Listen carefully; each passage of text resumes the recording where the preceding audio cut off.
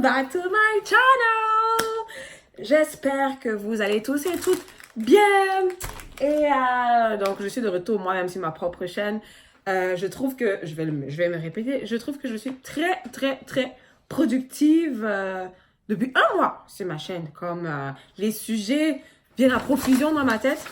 Et je me suis rendu compte en passant moi-même mes propres vidéos que j'ai touché pratiquement toutes les couches humaines, sociales dans mes vidéos. Et j'ai oublié en fait une catégorie de personnes qui veulent immigrer au Canada et on leur parle pas assez de quelque chose. C'est ce que je vais faire tout de suite. De toute façon, vous voyez au titre de la vidéo. Hein. Donc aujourd'hui, je vais parler des parents. Des parents qui immigrent avec des enfants en bas âge, des enfants qui sont pas encore adolescents, des enfants adolescents et tout ça. Mais je suis tellement contente parce que mes billets d'invitation sont arrivés. Mes billets d'invitation pour mon mariage sont arrivés. Je suis trop excitée, donc voilà, excusez. Donc je viens de rentrer du travail. Et avant que j'enlève tout ce slayage, je me suis dit, je vais quand même faire la vidéo. Parce qu'après ça, je vais enlever les cheveux, je vais me laver, je vais mettre le masque et je ne serai plus du tout présentable pour faire une vidéo. Non, pas que je ne peux pas faire. Qui me texte là? Ok, bref. Donc, je vais répondre à mon père. C'est mon père qui m'écrit. Et donc, voilà. En fait, je ne pense pas on prépare beaucoup les parents, en fait, d'enfants en bas âge ou d'adolescents ou de préadolescents à ce qui les attend au Canada, en fait. Donc, la particularité que nous, on a en Afrique ou peut-être dans les pays d'Europe, c'est que à partir de quoi, je crois, 3 ans, tu peux mettre ton enfant, il commence la crèche, après tu le mets en classe de maternelle et l'enfant commence le cursus scolaire. Alors, je ne sais pas pour les autres provinces du Canada, mais en ce qui concerne la province du Québec, pour vous, toutes les familles monoparentales ou les familles avec le papa et la maman qui avaient des enfants qui ont entre 0 et 5 ans, sachez que lorsque vous immigrez au Canada, lorsque vous immigrez dans la province du Québec, il est très important que vous commenciez à faire vos recherches, peut-être quand vous n'êtes pas encore sur le territoire ou quand vous arrivez, most of the time, ça va être quand vous allez arriver, de faire vos recherches en ce qui concerne trouver une garderie éducative pour vos enfants. Alors, vous avez 2 types de garderies. Vous avez les garderies en milieu familial. Je pense que celles-là, elles sont subventionnées par l'État. Et vous avez les garderies privées. Donc, les garderies en milieu familial, je pense que c'est ça qu'on appelle les CPE. Et puis, vous avez les garderies, genre, quelqu'un se décide, elle fait des études en petite enfance. Et demain, elle se décide, OK, je m'en vais chercher mes certifications. Je transforme ma maison en garderie. Donc, des parents lambda peuvent venir me déposer leurs enfants quand ils vont à l'école, quand ils vont au travail la journée et récupèrent les enfants le soir. Donc ça, c'est Madame Tout-le-Monde qui décide de faire des études en petite enfance, qui va avoir un diplôme, après, qui transforme sa maison, ou alors prend un local qu'elle loue et qu'elle transforme en garderie, en fait, pour accueillir les enfants des gens. Et donc, parce que dans la province du Québec, de 0 à 5, tant que ton enfant n'a pas 5 ans révolus, c'est-à-dire que si ton enfant est né le 1er janvier 2006, il faut qu'il ait 5 ans plein le 1er janvier 2007 pour que maintenant tu puisses dire que, bon, je vais maintenant inscrire l'enfant ici à la maternelle. L'enfant ne va pas à l'école ici au Canada, dans la province du Québec, tant qu'il n'a pas 5 ans. Donc, vous qui venez avec les enfants, les bébés qui ont 6 mois, si vous savez que vous allez vouloir venir chercher le travail et tout ça, tu ne peux pas mettre ton enfant, en fait, à partir du moment où tu veux commencer à faire des choses, où tu te débrouilles comme tu veux, il faut que tu mettes ton enfant en garderie. Pour ce qui est des femmes qui viennent ici, qui sont enceintes, ou de celles qui sont arrivées ici, elles n'étaient pas enceintes, et puis finalement elles sont tombées enceintes, le congé de maternité dans la province du Québec, et je pense au Canada en général, on donne un congé de maternité de 1 an à la maman. Donc, pendant les 1 an, là, tu as 1 an, tu es avec ton enfant. Et généralement, ce que les parents font, c'est que quand ils savent que, gars, on est enceinte, beaucoup commencent à chercher les garderies. Parce que généralement, ces garderies-là fonctionnent. Surtout les garderies qui sont subventionnées par l'État, là, parce que c'est ça qui coûte moins cher. Beaucoup de parents commencent à chercher les garderies pendant que la grossesse est encore à ses débuts, parce qu'il y a des listes d'attente, souvent. Donc, moi, je sais que j'ai ma cousine. Elle a accouché quand? L'enfant, son fils, il va avoir 2 ans. Donc, elle a accouché il y a 2 ans.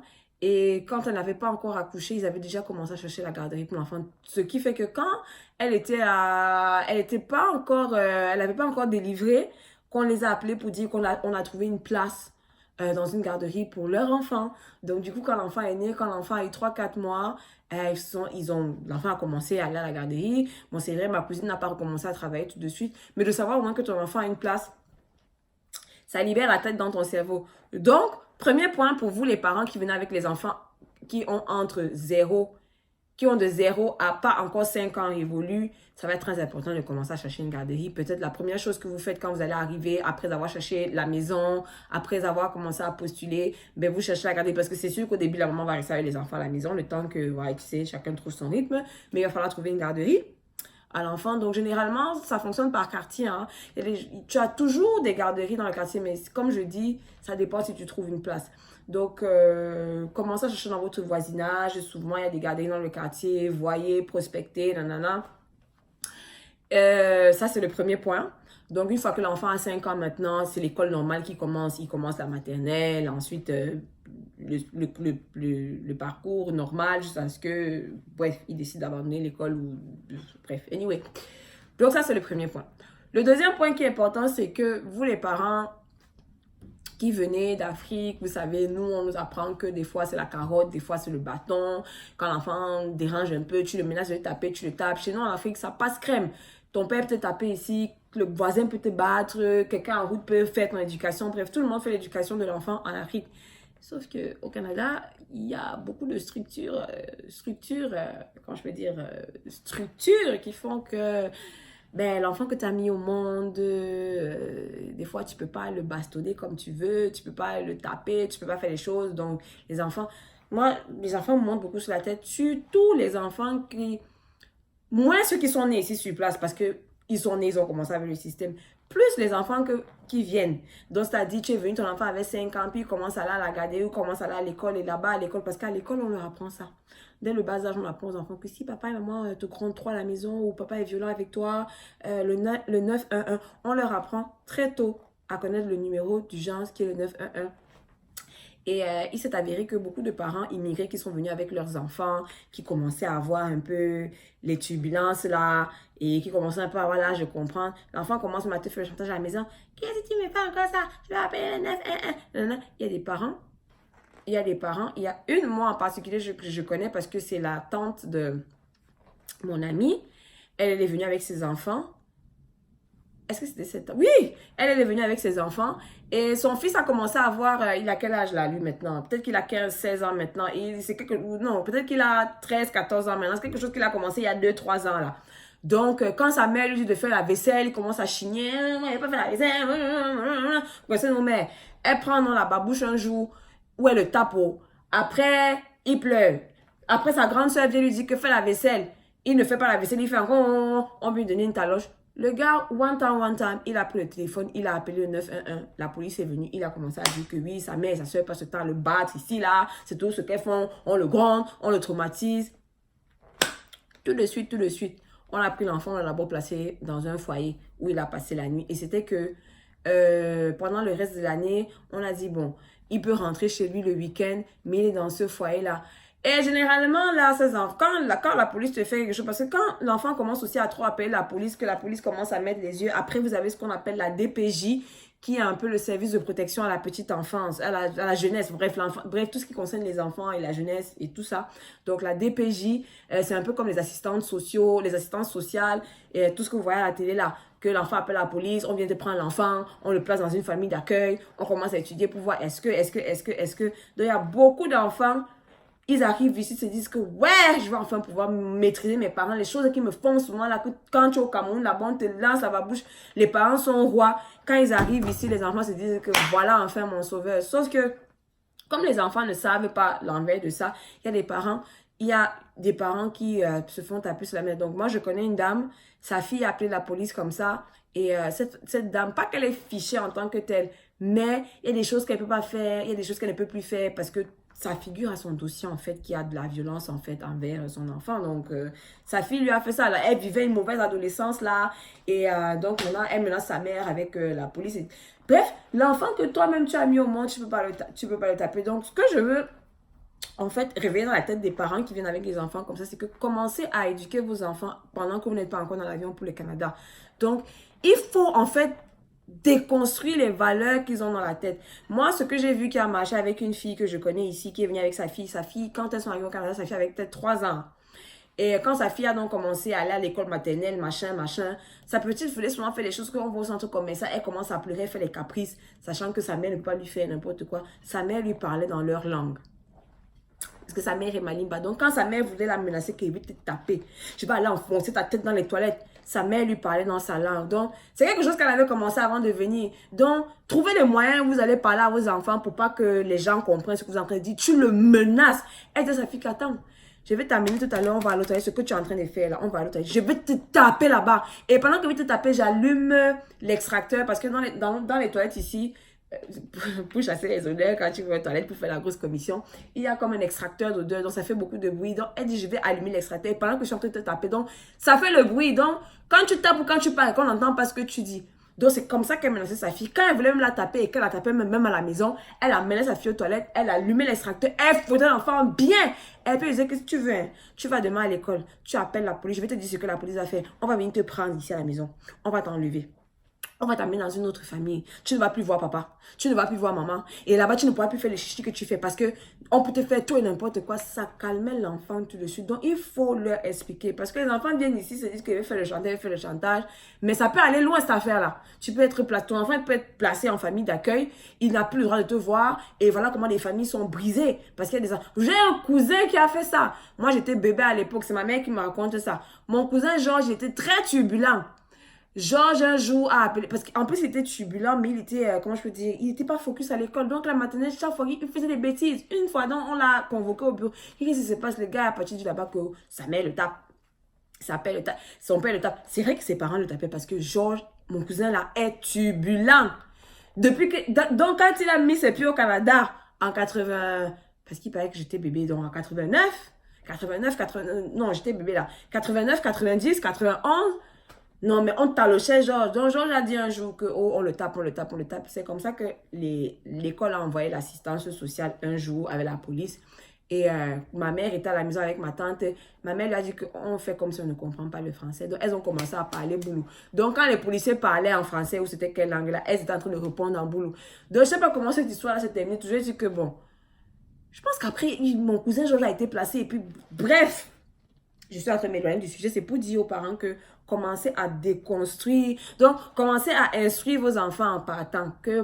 Parce qu'ils viennent ici, ils veulent seulement imiter tout ce qui est dans la culture du blanc, alors que ça aussi les revers. Donc, ça, c'est ça.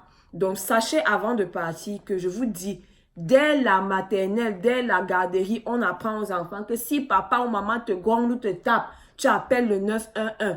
Donc, ça dit que tu ne peux pas corriger ton enfant. Donc, ceux qui savent qu'ils parlent leur langue maternelle à la maison avec les enfants, redoublez dans ça parce que c'est ça qui va vous sauver. Tu pourras gronder ton enfant, tu pourras lui parler comme tu veux. Il n'y a personne qui entend ta langue. Les blancs ne comprennent pas ce que tu dis. Donc, c'est comme ça que cette dame-là, elle menaçait sa fille. C'est comme ça qu'elle disait, et elle a grondé la petite, tiens à carreau. Faut pas que l'enfant vienne monter sur votre tête au Canada. Et quoi d'autre? Je pense que ça fait le tour, hein. Donc j'ai raconté ça comme ça sous forme d'anecdote, mais c'est vraiment très important. Donc 2 points à retenir dans cette vidéo pour tous ceux qui vivent avec les enfants qui ont entre 0 et 5 ans et pas encore 5 ans révolus. Ça va être très important de chercher des garderies. Commencez à regarder les garderies. Celles qui coûtent moins cher, c'est celles qui sont subventionnées par l'État dans les garderies en milieu familial.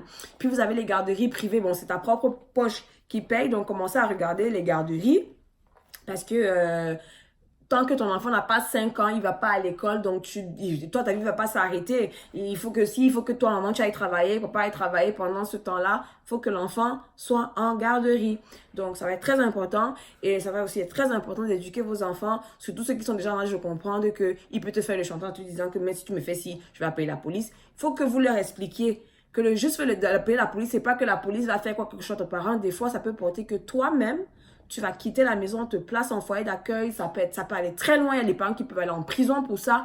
Donc, si tu sens déjà que ton enfant est en train de t'échapper, maintenant que tu n'es pas encore parti, réfléchis bien à ton projet pour venir au Canada. Parce qu'ici, ton enfant va venir te faire voir des vertes et des pas mieux, parce qu'il y a des choses que tu ne pourras pas lui faire, parce que l'enfant se sert de ça, il va se dire, non, tu sais, tu n'as pas le droit de me taper, la loi est montée, la loi est descendue. La loi est montée, la loi est descendue. C'est moi qui t'ai mis au monde. Je vais te renvoyer à ton créateur d'abord. Donc, il faut que tu mettes ça clair avec lui dans sa tête. Qu'à tout moment, tu peux le renvoyer à son créateur. Et si ça ne marche pas, tu restes même au Cameroun ou whatever le pays où tu es. Donc, voilà, j'ai trop slay aujourd'hui. Maintenant, je vais aller déceler parce qu'il faut que je me lave. Et j'aimais bien continuer. C'est ça? Oh! J'ai laissé, pour ceux qui me suivent sur Instagram et pour ceux qui ne me suivent pas encore sur Instagram, c'est quoi votre problème en fait? À la fin de cette vidéo, là, je laisse toujours mes réseaux, je laisse mon Facebook, je laisse mon Instagram. Donc, pour ceux qui me suivent sur Instagram, je vous ai posé une question là-bas, à savoir, posez-moi des questions sur tout ce que vous voulez savoir, parce que ça sera le sujet de la prochaine vidéo, toutes les questions que vous allez me poser. Donc, il y en a qui ont déjà commencé à me poser des questions sur Instagram, je les prends en note. Je vous ai laissé la même chose sur les messages ici sur YouTube, pour ceux qui, d'éventualité, n'auraient pas Facebook ni Instagram. Je ne comprends pas comment vous faites d'ailleurs. Donc, vous pouvez me poser les questions, je vais répondre à ça dans la prochaine vidéo. Donc, peu importe les questions que vous voulez me poser. Il y en a qui m'ont posé des questions privées, il y en a qui m'ont posé des questions sur le Canada, il y en a qui m'ont posé des questions sur le système de santé au Canada. Donc, je vais regrouper toutes les questions. Je voulais jusqu'à vendredi, ce vendredi. Donc, il nous reste encore 2 jours parce que vendredi, je vais regrouper toutes les questions. Je vais faire les recherches pour ce que je dois rechercher. Dimanche, samedi, je filme la vidéo et puis je vous la poste la semaine prochaine. Vraiment, la production, je suis trop productive en ce moment. Trop! Je vous laisse.